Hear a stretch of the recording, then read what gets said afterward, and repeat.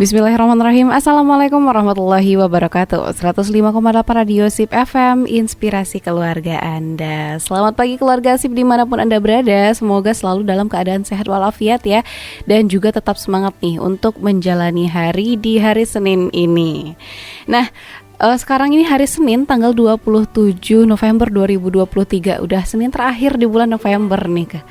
Dan seperti biasa ya, di hari Senin di jam 10 pagi waktu SIP ini bakal ada program Beranda Perempuan yang merupakan kerjasama antara Radio SIP FM dan juga Salimah Kota Padang, peduli perempuan, anak, dan keluarga.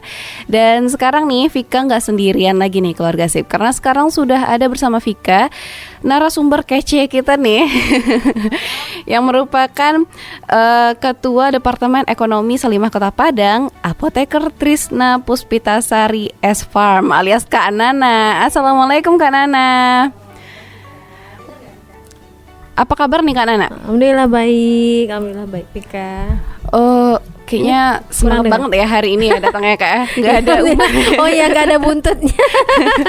Nggak ada sound tambahan gitu nih ya, ada sound tambahan hari ini ya. Nah, kalau hari ini kita bakal ngomongin tentang kejadian 2 hari sebelumnya ini Kak ya, alias peringatan Hari Guru Nasional. Nah, dan kali ini kita bakal angkat tema karena 2 hari yang lalu kita peringati Hari Guru ya Kak ya. Jadi kita angkat temanya itu adalah berkah ilmu muliakan guru. Iya, Masya Allah. Temanya berat nih sebenarnya Vika. Iya ya. Masya Allah ya. Soalnya karena kalau kita lihat kondisi guru zaman sekarang itu rada-rada miris gitu ya Kak ya. Padahal guru itu adalah orang yang memberikan ilmu. Tapi nggak cuman ilmu, tapi kata orang nih guru itu adalah digugu dan ditiru. Artinya orang yang didepankan dan juga dijadikan contoh. Tauladan ya. Nah, jadi sebenarnya gimana sih Kak mengenai hal ini nih, dari ilmunya, dari gurunya gitu lah ya. Kak. Silakan Kak. Bismillahirrahmanirrahim. Mungkin kita bahas sedikit tentang pertama ini kewajiban menuntut ilmu ya. Jadi hukum dalam Islam itu menuntut ilmu itu apa sih? Kan wajib ya, ya fardu. Jadi wajib bagi setiap muslim ini menuntut ilmu gitu. Sudah ada di hadis Rasulullah disebutkan ya. Jadi setiap muslim itu wajib dalam menuntut ilmu. Nah, dalam menuntut ilmu kita butuh seorang yang mengajarkan. Nah, benar misalnya kayak ibu itu adalah madrasah pertama. Benar, salah satu guru kita di rumah atau yang pertama kali yang mengajar kita adalah orang tua. Ayah dan ibu di rumah gitu ya. Tapi ternyata di dalam Islam pun kita butuh orang ketiga. Jadi di fase ada anak-anak, terutama di anak ya, ada di fase setelah umurnya 5 tahun ke atas gitu ya. Misalnya itu kan 1-5 itu memang di rumah, kebanyakan di rumah, kebanyakan dengan ibu, dengan ayah gitu belajarnya. Nah, ketika udah fasenya 5 tahun ke atas itu kita butuh orang ketiga. Jadi orang ketiga yang akan menambahkan ilmu yang mungkin melengkapi apa yang orang tua tidak bisa. Kan nggak semua kita paham nih. Kalau misalnya di background pendidikan, kalau ke Nana pribadi itu kan apoteker ya, nggak bisa mengajarkan tentang fikih misalnya. Kita juga baru sedikit, atau kita mengajarkan tentang ilmu apa sih, ilmu sastra atau apa. Nah, kita butuh orang ketiga untuk mengajarkan hal-hal yang kita tidak bisa. Karena di dalam pendidikan anak itu ada komponennya 60%-nya di rumah, 20%-nya itu di sekolah, 20%-nya itu di lingkungan. Jadi ternyata madrasah atau sekolah itu ada di komponen wajib 20% ini gitu Vika. Nah, bagaimana kita sekarang memandang bahwa pentingnya dalam memuliakan gurunya. Guru ini kan sumber ilmu nih. Misal juga kita mengambil ilmu sebanyak-banyaknya di seorang guru. Nah, ternyata kalau kita baca kitab-kitab salafus soleh gitu ya, dulu generasi sahabat, generasi tabiin gitu ya. Nah, ternyata mereka dalam memilih guru tuh sangat selektif. Ya, semoga kita bisa dulu belajar nih dari sejarah ya Vika. Kita buka syirah dulu gitu ya, bagaimana dulu salafus soleh memilih seorang guru. Jadi kalau di zaman dahulu itu memilih seorang guru itu memang sangat selektif. Kita memilih orang yang benar-benar ahli dalam keilmuannya gitu. Jadi misalnya nih kayak Imam Abu Hanifah gitu ya, Imam Abu Hanifah itu kan mencari gurunya, dia belajar memutuskan memilih seorang guru itu untuk seumur hidup. Maksudnya satu guru itu yang dia belajar satu seumur hidupnya sampai meninggal dia belajar hanya dengan satu guru. Nah, itu dia memilih juga tidak langsung memilih gitu kan. Tentunya bukan orang yang ecek-ecek asal pilih aja. Iya betul. Gitu. Dia memilih pun ilmu yang dia inginkan dalam dia keahliannya gitu. Dia kan pengen ilmu hadis apa gitu dia. Jadi dia fatwa gitu kan. Jadi dia memilih guru yang benar-benar ahli di bidang itu. Nah, jadi di zaman sekarang pun kan kalau kita pengen menyekolahkan anak, memilih guru kita kan juga pengen berguru nih sama seorang, kita juga memilih kan, misalnya kayak Nana, aku nggak bisa fikih, ya belajar sama yang ahli fikih, jangan dengan kita belajar fikih dengan ahli kedokteran, nggak cocok kan. Nggak masuk gitu. Jadi itu salah satu kriteria memilih guru. Jadi orang-orang yang benar ahli dan punya ilmu mumpuni di bidang itu. Nah, itu penting Vika untuk menjaga keberkahan ilmu. Nah, biar kita ketemu sama guru yang memang sesuai, tentu pasti ada kriterianya ya Kak ya. Betul. Nah, boleh di-spill dikit dulu nggak Kak? Kalau kriteria guru yang seperti Kakak baca di beberapa kitab itu memang pertama dia harus ahli dalam ilmuannya. Yang kedua dia melakukan dulu sebelum dia mengajarkan. Jadi uswatun ya, jadi tauladan yang baik gitu. Jadi dia sudah melakukan dulu baru dia mengajarkan. Nah, jadi ketika seseorang menyampaikan, kayak kakak pribadi kalau di sini kita bukan mengajarkan ya. Kalau Nana sini sharing ya, keluarga sip ya. Jadi karena proses belajarnya terus berlanjut gitu kan. Jadi bagaimana kita memilih seorang guru itu yang tadi ya, pertama ilmunya mumpuni, yang kedua dia sudah melakukan itu sebelum dia mengajarkannya. Karena ketika kita menerima ilmu dari seorang guru akan lebih sangat kita paham dan kita terima ketika beliau juga terpancar dalam dirinya ilmu yang diajarkan, benar nggak? Jadi kalau kita belajar belajar sholat yang betul, ya kita menurut Rasulullah SAW ya. Tapi ketika sekarang kita belajar ilmu fikih sholat misalnya, kita pasti memilih guru yang kita lihat sholatnya udah betul nih, udah seperti dia meniru Rasulullah gitu. Nah, jadi kita memilih guru yang seperti itu Vika. Terus dia juga memiliki kesabaran terhadap muridnya, terhadap lingkungannya. Terus guru itu juga harus bisa variatif. Jadi variatif ini maksudnya dia juga melihat situasi. Misalnya muridnya udah mulai bosan nih. Rasulullah juga ketika dulu mengajari sahabat, enggak semata-merta hari ini kita belajar jam segini sampai segini, enggak. Jadi dia lihat kondisi sahabat ini memilih hari yang cocok untuk sahabat belajar dengan dia. Jadi fleksibel gitu ya, kayak menyesuaikan dengan muridnya sendiri. Iya betul. Dia lebih perlu juga kan guru itu kreatif gitu loh, kreatif gitu, membuat anaknya semangat, membuat anaknya murid-muridnya menyerap ilmu lebih bagus. Itu kan ketika anaknya siap menerima ilmu gitu. Terus dia juga Vika bilang fleksibel itu maksudnya dia bisa membaca lawan bicara. Jadi mengajari seseorang dalam ilmu yang kakak baca kitab dan itu mengajari ilmu di dalam kepada seseorang itu juga melihat kapasitas lawan bicara kita. Gak mungkin kan ketika bab 1 dia belum selesai kita udah loncat ke bab 2. Gak ngerti dia nggak nyambung gitu loh. Dipaksakan. Gitu ya. Nah, itu kriteria yang seperti guru yang seharusnya kita pilih seperti Rasulullah dulu. Rasulullah dulu seperti itu menjadi guru gitu. Jadi gitu ya. Kalau kita memilih guru nih keluarga sip ya, dia itu harus sesuai dengan bidangnya atau harus capable dalam hal itu gitu ya Kak. Dan juga dia tuh udah berpengalaman lah ya Kak bahasanya itu. Jadi memang sudah dipraktekannya, sudah dialaminya dulu baru bisa diajarkan. Karena memang belajar itu memang dari pengalaman dulu ya Kak ya. Betul. Nggak mungkin kita nggak alami dulu terus kita nggak pelajari. Betul. Dan juga tentu kita harus pilih orang yang sabar. Kalau nggak nanti kena marah-marah terus ya. Bukan dalam konteks Rasulullah pun ketika dulu mengajar ada dia sebagai pendidik, sebagai hakim dan sebagai pemimpin. Jadi dia bisa menampakkan diri gitu loh Vika. Ketika ini yang diajarkan bersalah tetap harus ada konsekuensinya gitu ya. Ada hukuman dan ada rewardnya. Nah, itu jadi seorang guru juga bisa menempatkan itu. Biar jangan sampai ini anak salah dikit gitu terus gurunya udah meledak emosinya karena setipis tisu dibagi dua gitu. Makanya harus sabar ya, nggak cocok kayaknya.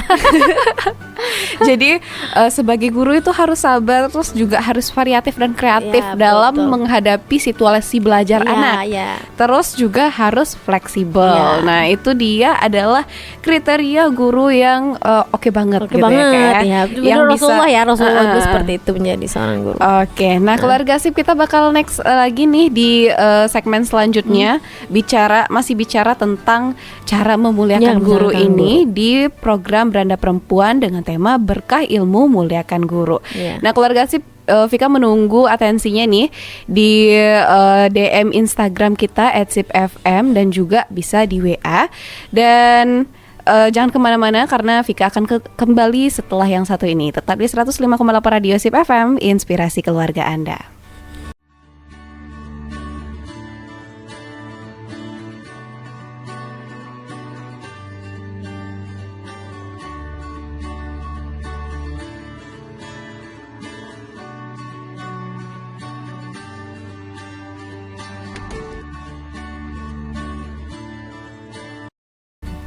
.8 Radio Sip FM, inspirasi keluarga Anda. Nah keluarga Sip kita sudah sampai di segmen kedua Beranda Perempuan hari ini. Masih bersama sahabat siar Anda Vika Laila dan narasumber kita nih Kak Nana. Dan kita masih bahas ya mengenai berkah ilmu muliakan guru. Tadi kita udah bahas-bahas dulu tentang ilmu, gimana cara dapat ilmunya, siapa sih sumber ilmu, sebenarnya itu guru ya Kak ya. Dan dari mana seorang anak itu bisa belajar itu salah satunya dari orang tua, dari guru dan juga lingkungannya. Dan ternyata guru ini adalah cukup merupakan pengajar yang utama gitu dalam kehidupan seorang anak selain orang tuanya. Dan juga tadi kita udah tahu juga kriteria guru yang baik nih ya Kak ya. Nah kita bakal bahas lagi nih gimana sih sebenarnya adab-adab yang benar gitu Iya, dalam belajar ini Kak. Apakah sebelumnya udah ada contohnya?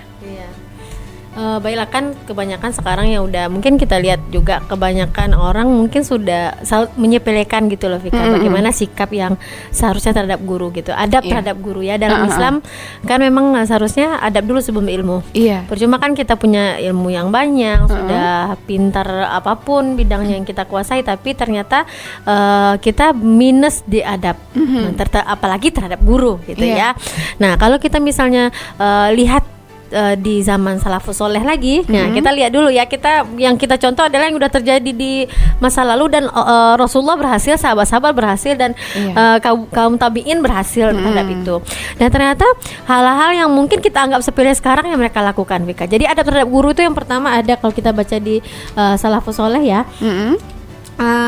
Satu, jangan terlalu banyak guru, ngerti nggak? Jangan banyak berguru jangan terlalu banyak memilih imam. Ngerti nggak, Vika? Jadi ketika kita misalnya mau belajar fikih, kita benar-benar pilih satu orang guru yang memang kita ingin dalami ilmu fikihnya, gitu loh. Jadi jangan terlalu banyak-banyak memilih. Kan ada orang yang saya belajar dulu sama ini, nggak suka, loncat lagi ke imam yang lain, habis itu loncat lagi ke ulama yang lain. Jangan. Jadi ketika kita udah menemukan satu orang yang ingin kita gali ilmunya, coba dulu sebulan, 2 bulan, ternyata bisa nih kita pelajari, baru kita kalau misalnya nggak cocok baru kita berpindah. Jangan buru-buru memilah-milih guru. Ini baru satu kali pertemuan udah asik gurunya gitu. Enggak. Jadi ada masa-masanya kita akan evaluasi keilmuan yang kita dapat gitu. Jadi harus dijalani dulu, habis itu baru dievaluasi. Iya, gitu betul. Ya, Kak, ya.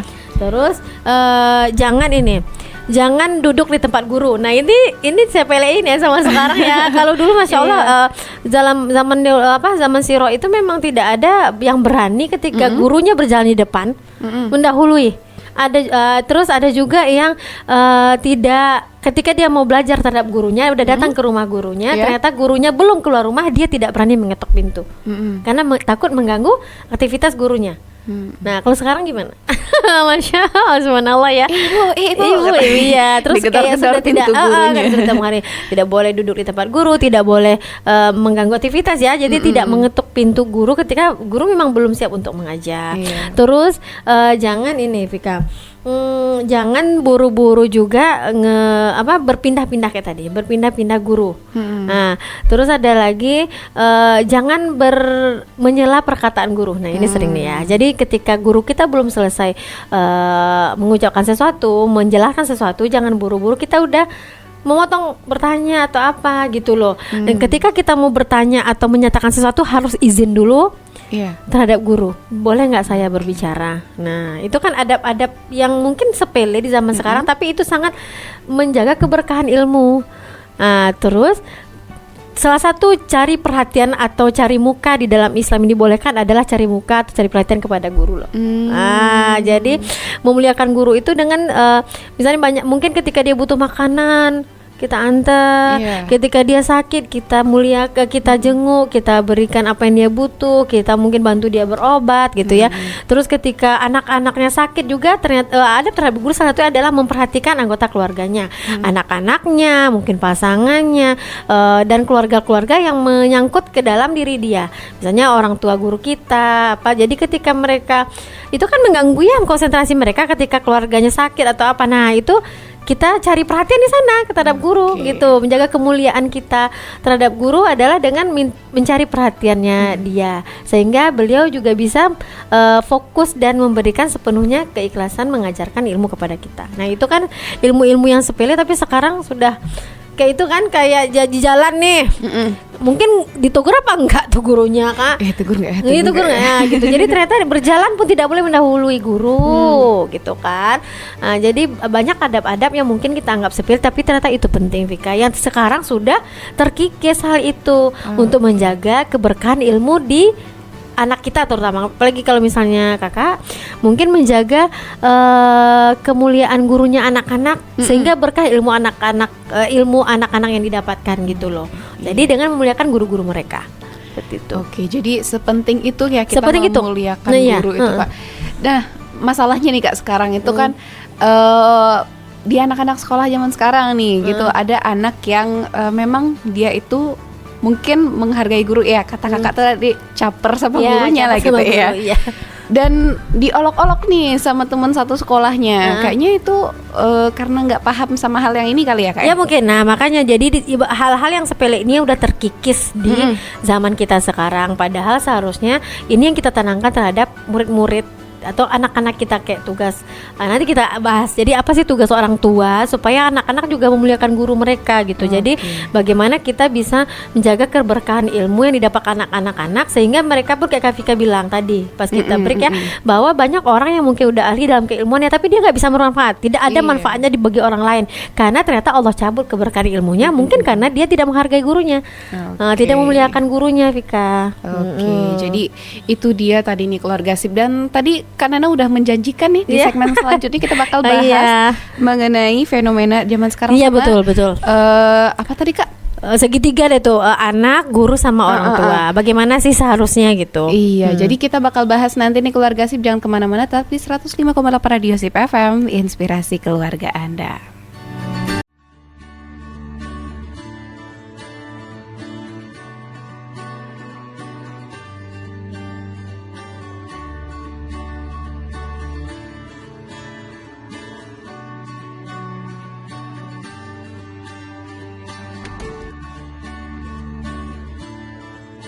...105,8 Radio Sip FM, inspirasi keluarga Anda. Nah keluarga Sip, kita udah sampai nih di segmen terakhir Berada Perempuan edisi kali ini. Nggak terasa ya Kak ya. Betul. Udah segmen terakhir aja. Dan tadi Kak Nana udah janjikan ya bakal share mengenai fenomena zaman sekarang. Iya betul. Tentang memuliakan guru ini. Kadang agak miris juga ya Kak. Iya betul. Bahkan sampai ada yang ngajak anak murid loh yang ngajak gurunya untuk smackdown. One to one ya Bang. Terus ada juga guru yang dilaporin ke polisi padahal cuman ngingetin anaknya karena anaknya salah gitu. Sholat kalau nggak salah nyuruh sholat nggak sih waktu itu fenomenanya ya? Kalau anaknya non muslim ngingetin sholat, marah. Iya betul. Nah jadi fenomena sekarang itu maka kita bahas bagaimana seharusnya adab terhadap guru sekarangnya Vika. Jadi bagaimana berkahnya ilmu dengan memuliakan guru itu adalah memang hubungan segitiga tadi, bahwa memang ada Allah di atas ya, ada Allah. Terus ada orang tua, ada guru dan anak. Nah, yang perlu digarisbawahi oleh orang tua adalah ketika memilih menyekolahkan anak atau ketika memilih guru, anak-anak kita yang memilih kan? Iya. Benar nggak? Jadi orang tua yang memilih itu pertama harus garis bawahi, kita yang memilihkan sekolah, kita yang memilihkan guru untuk anak-anak, otomatis kita juga ikut bertanggung jawab terhadap keberkahan ilmu yang didapat anak-anak, benar nggak? Jadi ketika kita menyadari bahwa kita telah memilihkan guru yang tepat buat anak-anak kita, jadi kita udah yakin seharusnya bahwa guru ini yang akan membantu kita, membantu kita dalam mendidik, mengajarkan dan menyayangi anak-anak, benar nggak?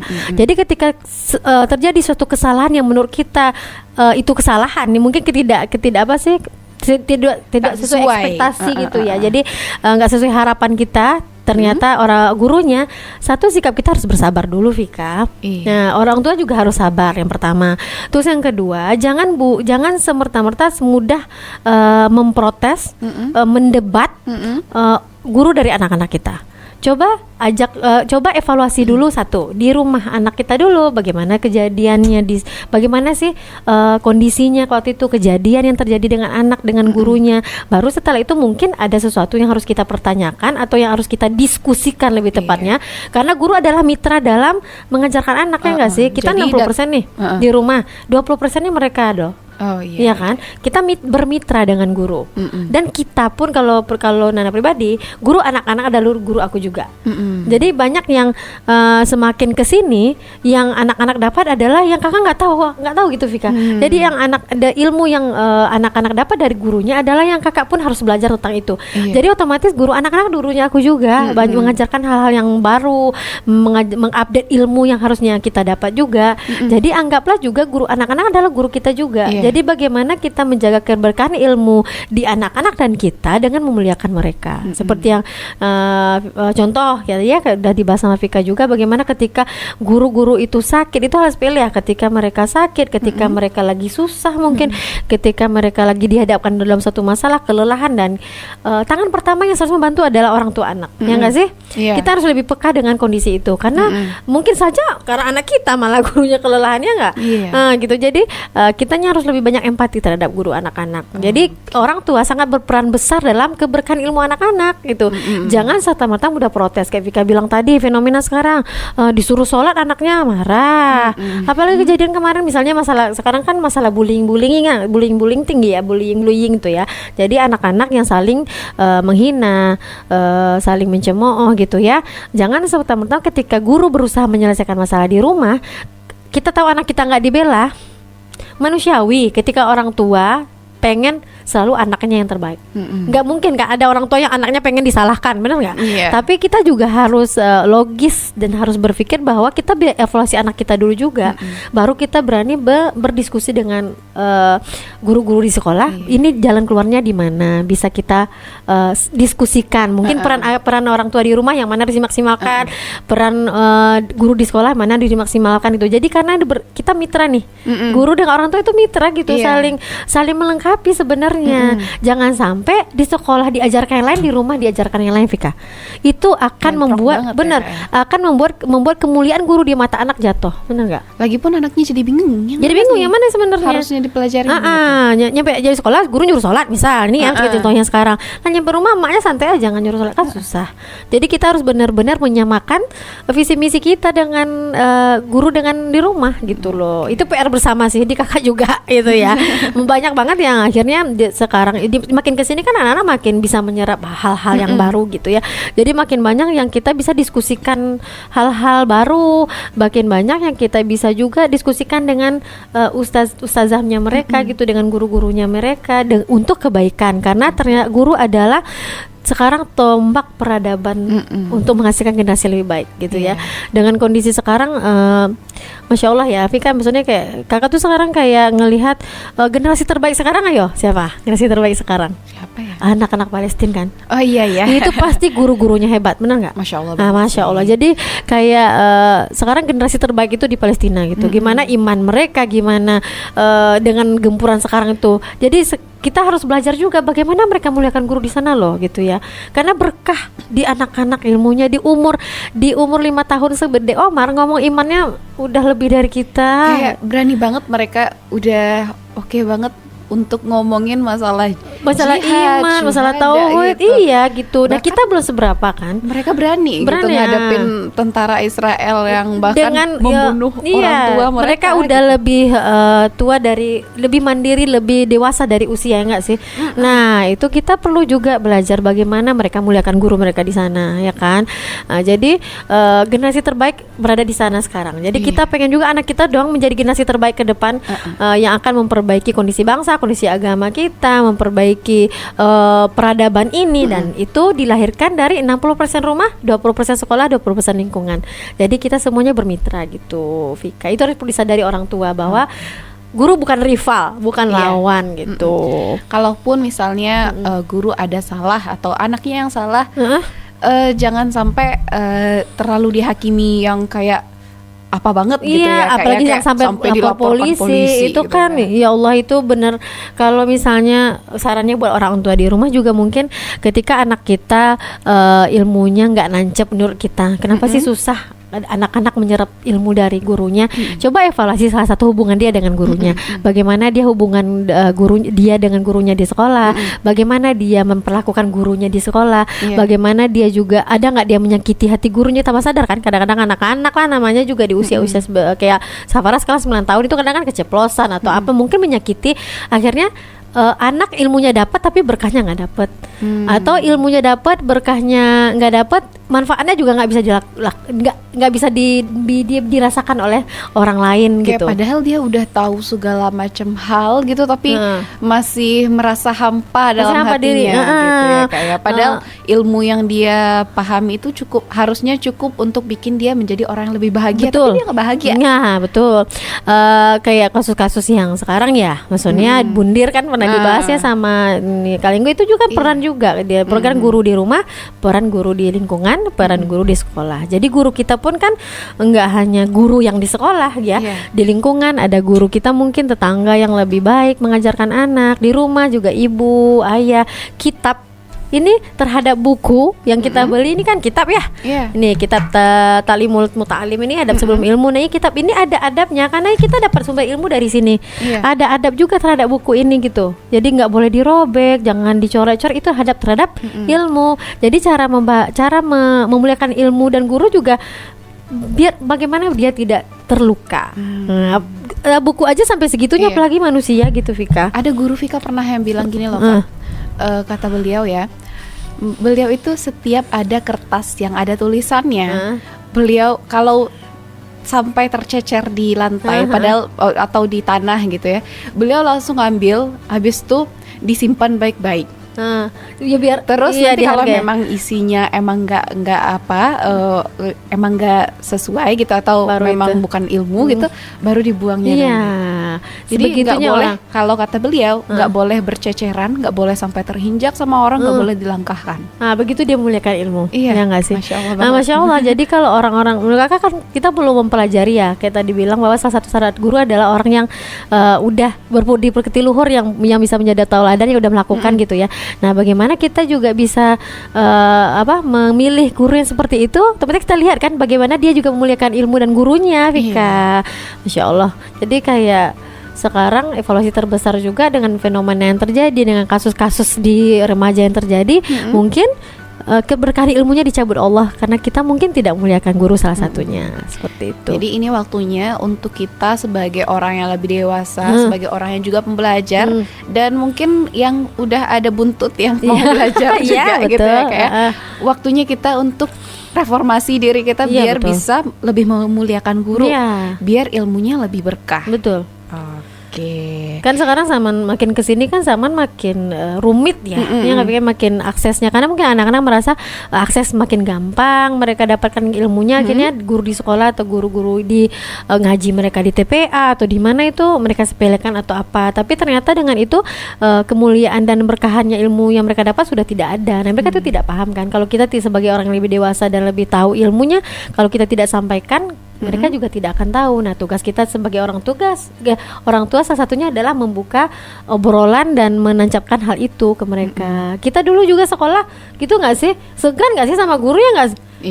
Kalau kakak dulu kayak guru SD, guru apa tuh kayak mau negur aja takut Vika sampai sekarang gitu. Maksudnya kayak guru anak-anak nih sekarang, sampai mau negur mereka aja segan. Bukan mau berakrab, belum mau akrab-akrab, orang kan assalamualaikum Ustaz gitu kan. Kami masih kayak kami ya masih segan gitu dengan ilmu yang mereka punya. Kayaknya kita pantas nggak seperti itu gitu loh. Jangan seluas itu juga gitu kan, menghargai mereka. Nah, gimana kalau misalnya nih ada guru yang mereka itu zaman sekarang kayak ada guru yang jatuhnya kayak anak temen tongkrongannya muridnya nih Kak gitu loh.